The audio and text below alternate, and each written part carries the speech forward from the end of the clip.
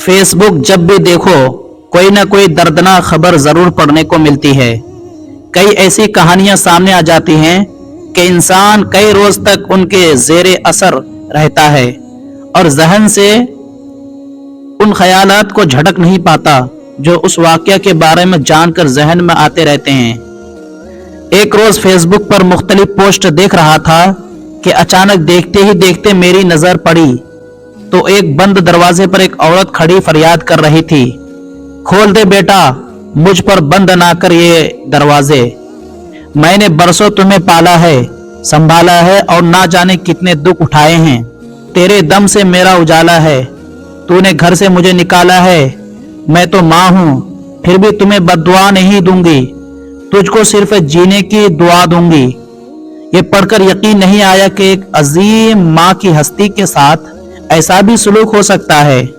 कुछ रोज पहले कुछ ऐसा ही किस्सा किसी ने सुनाया था, फिर भी मुझे यकीन नहीं आया था। वो किस्सा कुछ यूं था कि 4 बच्चों की माँ उस लड़के की अहलिया थी। रोज बहू और सास की तकरार रहती। वो जैसे ही घर आता दोनों शिकायत का दफ्तर खोलकर बैठ जाती थी। आखिर एक दिन बेटे ने तंग आकर माँ से कहा, मेरी जिंदगी अजाब बन गई है, रोज रोज की तकरार में तंग आ गया हूँ। बेहतर यही है कि आप कहीं और चली जाएं, मैं घर में सुकून चाहता हूँ। माँ बोली कुछ नहीं और ना ही कोई जवाब दिया और दूसरी सुबह वो चुपके से घर से निकली और दारुल अमान में पहुंच गई।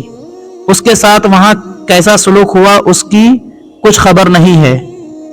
मुझे यह किस्सा सुनकर हैरत हुई, क्या कोई बेटा अपनी माँ को इस तरह कह सकता है कि तुम इस घर से चली जाओ। वह माँ जो रातों को जाग जाग कर बच्चे को पालती है और अपनी आंखों में सुनहरी ख्वाब सजाती है। बड़ा होगा तो मेरा ताबेदार बेटा होगा, बेवगी के दिन मुश्किलों से काट रही हूँ, मेरा सहारा होगा। तरह तरह की उम्मीदें पालती है, मगर उस वक्त उसे खबर ही नहीं होती कि बड़ा होकर उसका सहारा बनेगा कि नहीं।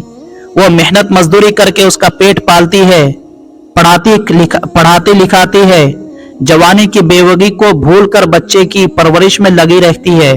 जब तक वो स्कूल नहीं जाता तो उसे घर पर तालीम देनी है।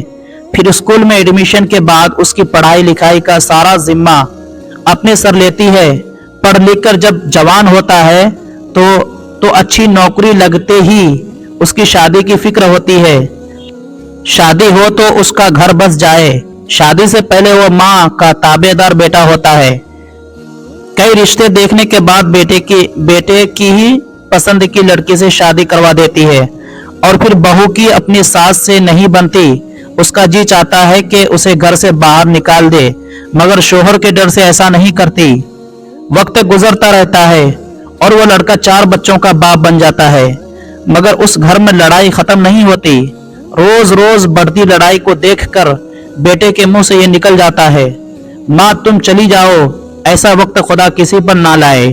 और वो औरत घर से निकलकर औलड हाउस में चली जाती है।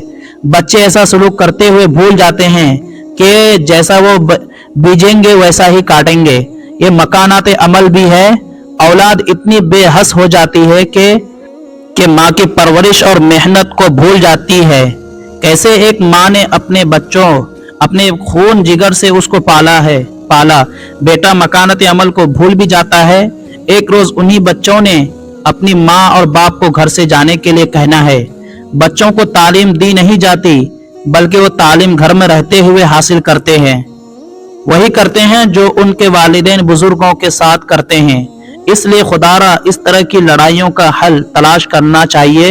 ये नहीं कि माँ को साफ साफ कह दिया जाए तुम चली जाओ। ये भी नहीं सोचते उस माँ के दिल पर क्या बीतती होगी। काश ऐसा फाल कोई ना करे।